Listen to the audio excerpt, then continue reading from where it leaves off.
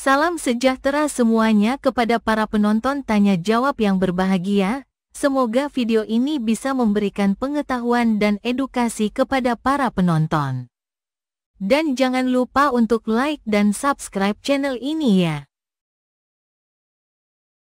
Saudara-saudara sekalian, pada video yang akan kita saksikan bersama-sama ini akan ada pertanyaan dari Aritin Ilham 8.1, yaitu kenapa Tuhan Yesus harus mati dan bangkit?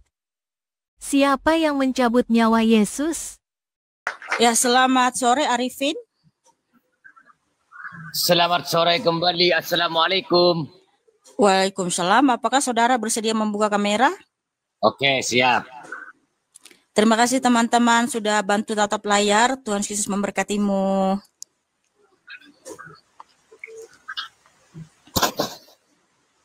Gimana kabarnya, Pak? Puji Tuhan, kabar baik, Abang. Ya. Jangan terus? merokok ya. Enggak. Oke, silakan Abang, apa yang mau disampaikan atau yang ditanyakan? Ya, melanjutkan tadi kata orang itu benar. Aku belum berpikirnya belum sampai ke situ. Kenapa Tuhan Yesus mati, bangkit kembali? Ya itu tadi, sebagai jaminan keselamatan kita. Oh, itu membuktikan jaminan ya? Iya dong, jaminan yang real itu mana? Tuhan Yesus mati dan bangkit. Hidup kekal abadi selama-lamanya. Di agamamu gimana? Kenapa Abang percaya dari zaman ada kebangkitan, Bang? Bentar, saya tanya dulu. Emang Bapak Arifin percaya nggak di hari zaman ada kebangkitan orang mati? Percaya banget. Kenapa Bapak Arifin percaya di hari zaman ada kebangkitan orang mati? Apakah di agamamu? Bentar dulu. Iya. Ya, tadi kan Bapak Arifin langsung jawab percaya banget. Wow. Luar biasa ya, luar biasa. Kita support, kita support. Tapi bentar dulu. Kenapa Bapak Arifin sangat percaya di hari zaman ada kebangkitan orang mati? Apakah sudah ada di dalam agamamu yang pernah mati dan bangkit hidup kekal abadi selama-lamanya sebagai bukti jaminan untuk kamu juga ikut bangkit? Sebab selama ini belum ada bahwa mati bangkit kembali. Bukan belum ada karena belum yaumul qiyamah. Karena aku yakin bahwa kalau belum ada, gimana mungkin kamu bisa bangkit, Bang? Kalau belum ada yang pernah mati dan bangkit, Bang? Ya, karena dalam Al-Quran, innallaha yab'atsu man fil kubur. Allah itu membangkitkan orang-orang mati yang ada di dalam kubur. Jaminannya apa?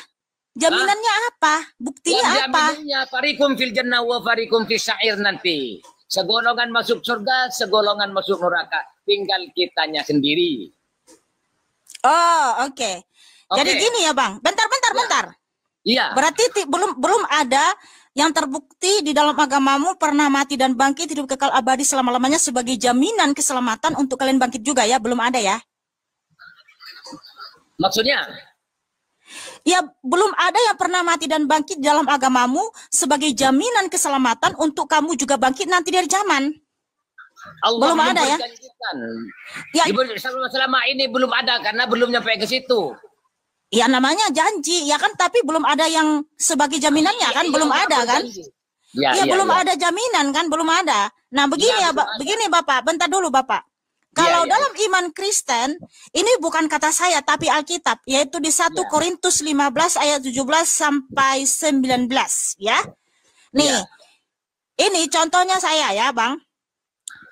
Begini, saya sangat yakin, di akhir zaman itu ada kebangkitan orang mati, yes, gitu kan.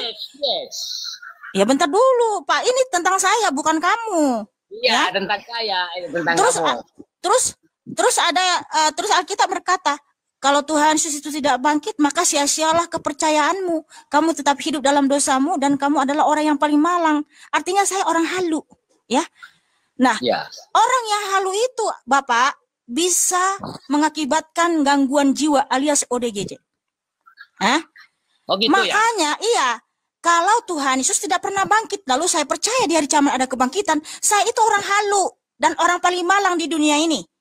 Nah, tetapi kenapa kami orang Kristen percaya di hari kiamat ada kebangkitan? Karena firman Tuhan tertulis di 1 Korintus 15 ayat 20 sampai 22. Ini saya bacakan ayatnya. Tetapi yang benar ialah bahwa Kristus telah bangkit dari antara orang mati sebagai yang sulung dari orang-orang yang telah meninggal. Sebab sama seperti maut datang karena satu orang manusia, demikian juga kebangkitan orang mati karena satu orang, yaitu Tuhan Yesus.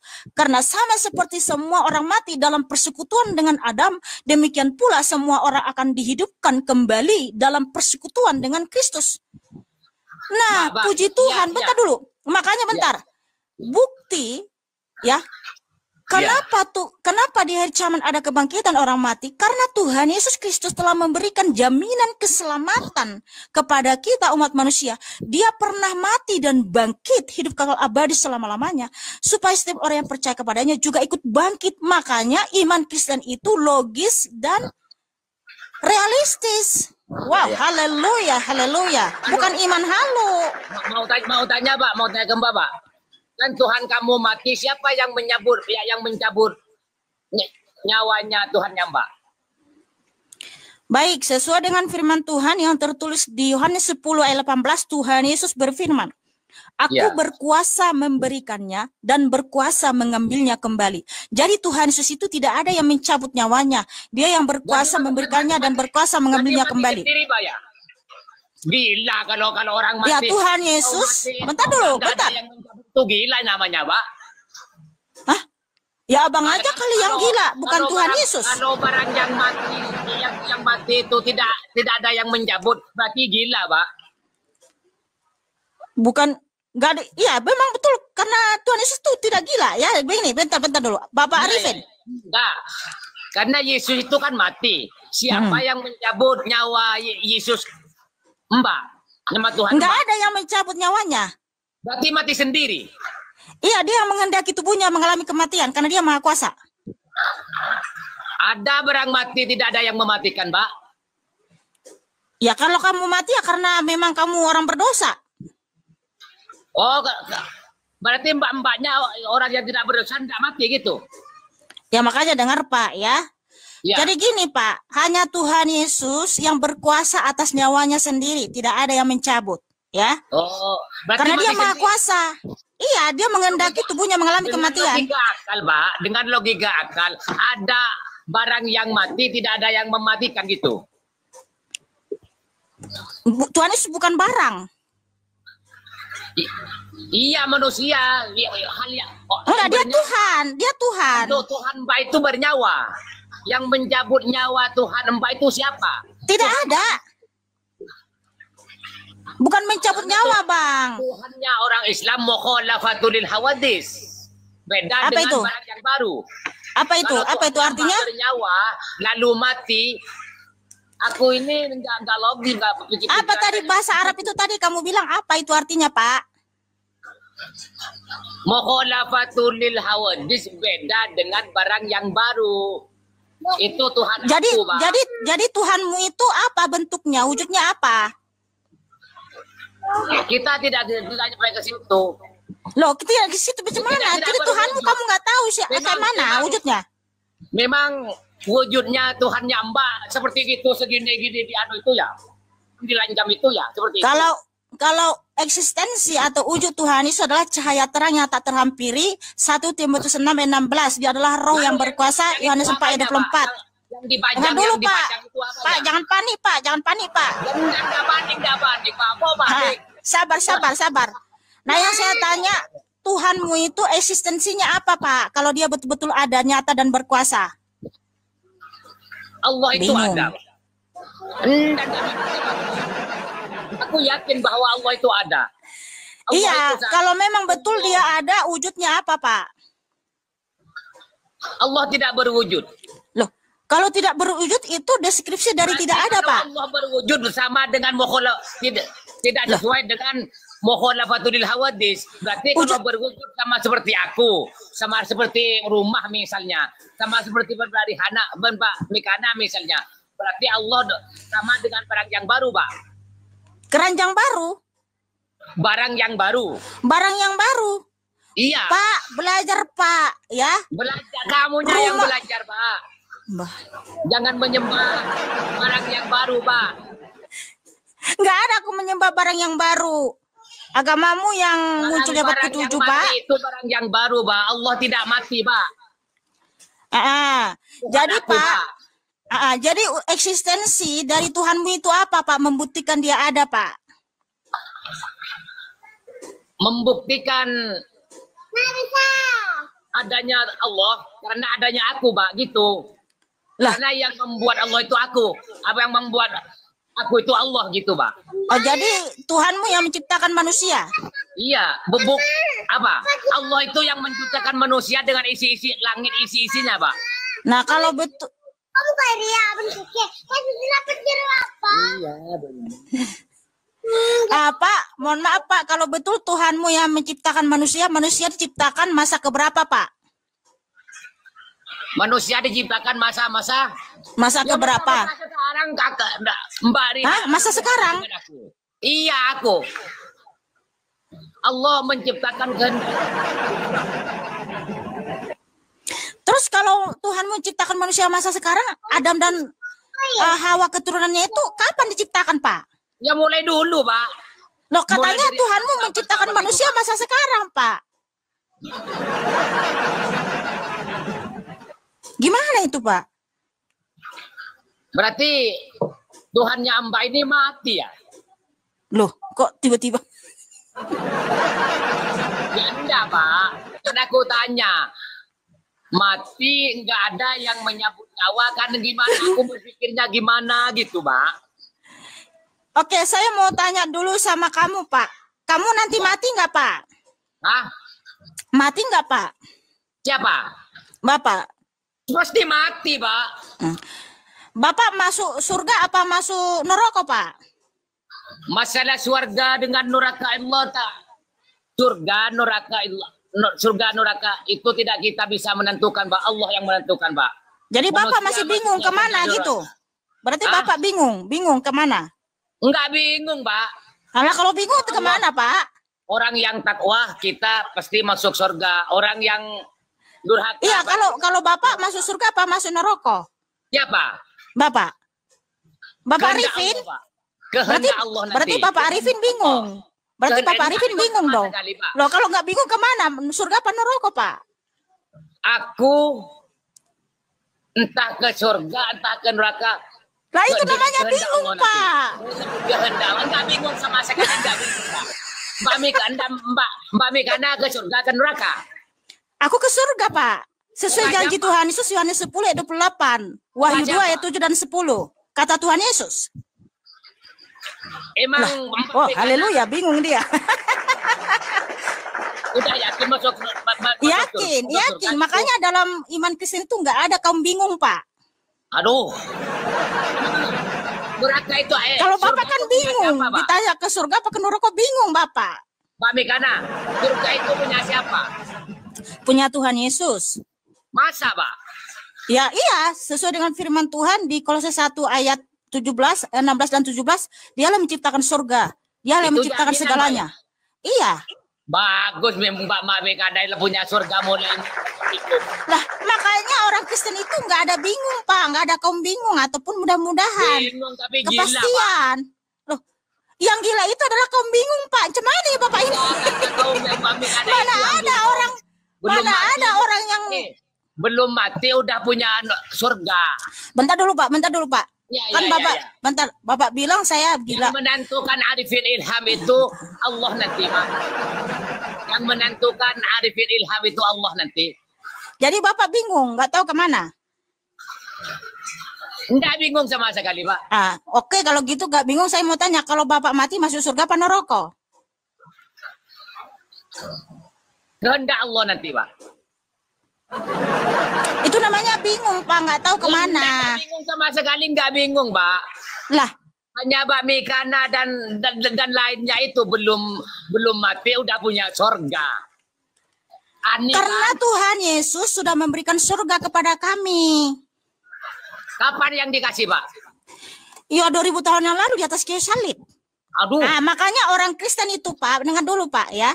Ya. Nggak ada bingung-bingung segala. Jadi orang Kristen itu ditetapkan masuk surga. Yohanes 10 ayat 27 sampai 28, Wahyu 2 ayat 7 sampai 10, dan Wahyu 21 ayat 1 sampai 7. Jadi orang Kristen itu nggak ada kaum bingung, Pak. Mana ada, Pak. Tuhan kamu mati, kau punya surga.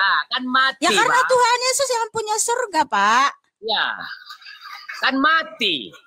Dan dia Tuhan Yesus bangkit, Pak. Jadi Gini, Bapak Arifin, bentar dulu Pak Arifin. Bapak Arifin. Nggak ada mencabut-cabut, Pak. Karena Tuhan berfirman, Yohanes 11 ayat 25. Ya. Akulah kebangkitan dan hidup. Barang siapa percaya kepadaku, dia akan hidup walaupun dia sudah mati. Siapa yang mencabut nyawa Mbak? Nggak ada dicabut-cabut nyawanya, Pak. Makanya dengar ini, Pak. Ya, Yohanes 11 ayat 20. Mati tanpa dimatikan. Bukan dicabut-cabut nyawanya, Pak. Aduh, kita ini kembali ke Tuhan Yesus. Kita kembali ke kayak cabut rumput aja, cabut-cabut nyawa. Aduh, Tuhan. Ada yang itu sama cabut rumput dong, cabut-cabut nyawanya gitu. Ya iya. Loh, sama dengan cabut rumput, Pak. Ya enggak, Pak. Lah kan mencabut, Pak. Jadi karena nanti meninggalnya itu tidak ada yang mematikan. Kan sama-sama mencabut. Ya. Ya kan? Enggak, nanti Mbak Mikana kan meninggal. Siapa yang mematikan Mbak Mikana? Sedangkan Tuhannya Mbak mati. Loh, Tuhan itu bangkit, Pak. Makanya dia di zaman ada kebangkitan. Bapak ini tadi nggak Siapa yang mematikan Tuhannya Mbak? Bapak, bentar dulu, Pak. Supaya jangan bolak-balik tentang kebangkitan hidup. Iya, bolak-balik, Pak.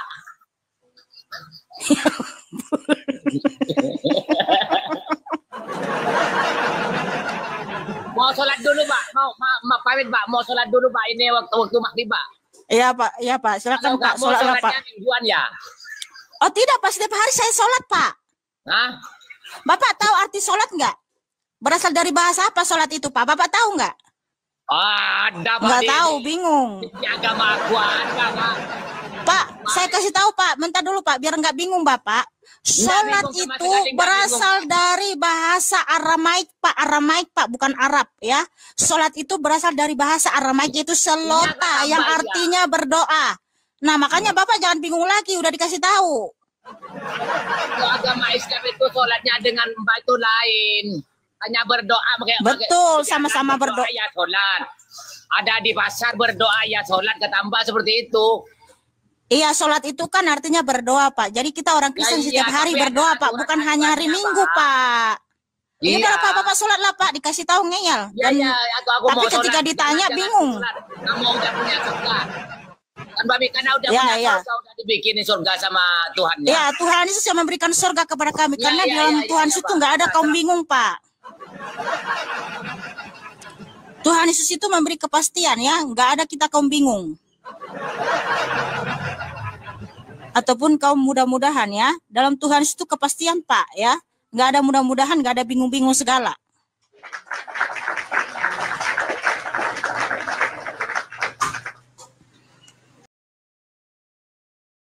Saudara-saudara sekalian, pada video yang sudah kita tonton bersama-sama ini ada pertanyaan yang mana mungkin bikin banyak orang pusing atau marah-marah atau menerima semua penjelasan dari Mihana.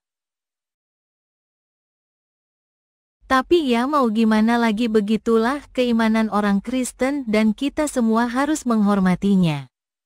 Silahkan para penonton menilai sendiri dan dapat memberi tanggapan melalui kolom komentar mengenai penjelasan dari Mihana. Terima kasih. Jawabannya lihat ayat di Alkitab, 1 Korintus 15 ayat 17 sampai dengan 19 berbunyi, dan jika Kristus tidak dibangkitkan, maka sia-sialah kepercayaan kamu dan kamu masih hidup dalam dosamu. Demikianlah binasa juga orang-orang yang mati dalam Kristus. Jikalau kita hanya dalam hidup ini saja menaruh pengharapan pada Kristus, maka kita adalah orang-orang yang paling malang dari segala manusia. 1 Korintus 15 ayat 20 sampai dengan 22 berbunyi, tetapi yang benar ialah bahwa Kristus telah dibangkitkan dari antara orang mati, sebagai yang sulung dari orang-orang yang telah meninggal. Yohanes 10 ayat 18 berbunyi, tidak seorang pun mengambilnya daripadaku, melainkan aku memberikannya menurut kehendakku sendiri. Aku berkuasa memberikannya dan berkuasa mengambilnya kembali. Inilah tugas yang kuterima dari Bapakku. 1 Timotius 6 ayat 16 berbunyi, Dialah satu-satunya yang tidak takluk kepada maut, bersemayam dalam terang yang tak terhampiri. Seorang pun tak pernah melihat Dia dan memang manusia tidak dapat melihat Dia. Baginyalah hormat dan kuasa yang kekal. Amin. Yohanes 4 ayat 24 berbunyi, Allah itu roh dan barang siapa menyembah Dia, harus menyembahnya dalam roh dan kebenaran. Yohanes 10 ayat 27 sampai dengan 28 berbunyi, Domba-dombaku mendengarkan suaraku dan aku mengenal mereka dan mereka mengikut aku. Dan aku memberikan hidup yang kekal kepada mereka dan mereka pasti tidak akan binasa sampai selama-lamanya dan seorang pun tidak akan merebut mereka dari tanganku. Wahyu 2 ayat 7 berbunyi, Siapa bertelinga, hendaklah ia mendengarkan apa yang dikatakan Roh kepada jemaat-jemaat, barang siapa menang, dia akan kuberi makan dari pohon kehidupan yang ada di taman Firdaus Allah.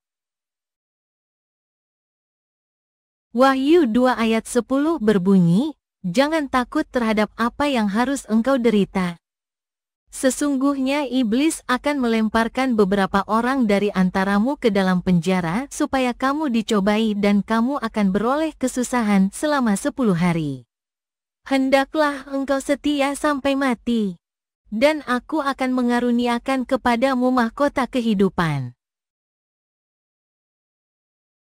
Kolose 1 ayat 16 sampai dengan 17 berbunyi, Karena di dalam Dialah telah diciptakan segala sesuatu, yang ada di sorga dan yang ada di bumi, yang kelihatan dan yang tidak kelihatan, baik singgasana maupun kerajaan, baik pemerintah maupun penguasa, segala sesuatu diciptakan oleh Dia dan untuk Dia.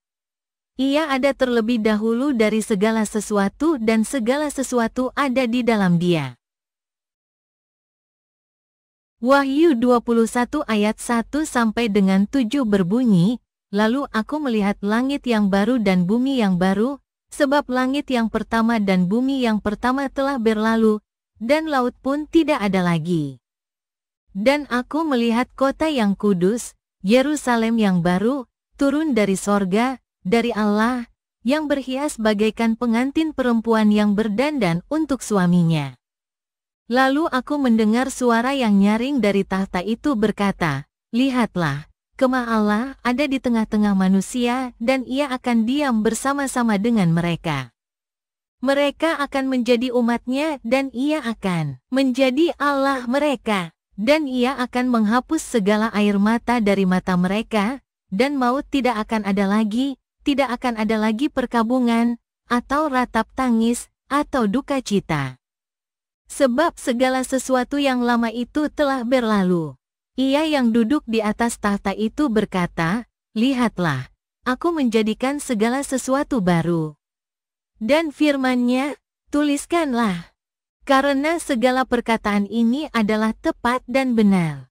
Firman-Nya lagi kepadaku, semuanya telah terjadi.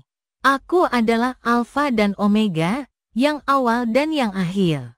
Orang yang haus akan Kuberi minum dengan cuma-cuma dari mata air kehidupan.